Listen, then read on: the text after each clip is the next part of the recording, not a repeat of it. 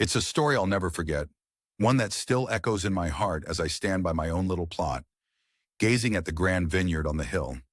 The owner was a man of vision, pouring his heart into every detail of that land, planting choice vines, building a sturdy wall, even a watchtower to protect it.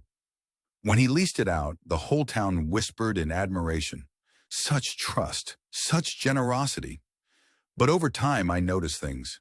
The tenants grew comfortable, acting as if the vineyard belonged to them. Seasons passed, and when harvest time came, the owner sent one of his servants to collect the fruit. A simple enough task, but I saw the servant leave, empty-handed and visibly shaken. The tenants refused to share. The first time I told myself it must be a misunderstanding. But then the owner sent another servant and another. Each time the tenants sent them away humiliated, their pride growing like weeds in the vineyard. I stood at a distance, hoping they would come to their senses. Surely they couldn't think the vineyard was theirs. Then one day word spread that the owner had sent his son. His son, I thought, this will settle it. They'll realize how serious this is. I watched from my small patch of earth, hopeful that this time things would be different. But when the son arrived, the tenants seemed colder, their hearts harder. They acted as if his presence was an inconvenience, a reminder of their debt. Days later, the son walked away, unnoticed and unacknowledged. No fruit, no reconciliation, just rejection. I've thought about that vineyard often, especially now. Isn't it like our world?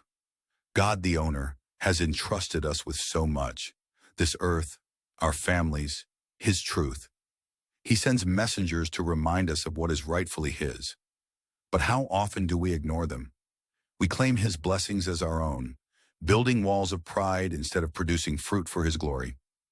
And the Son, He still comes to us in so many ways, through His Word, His Spirit, even through those He's placed in our lives to guide us. But do we recognize Him?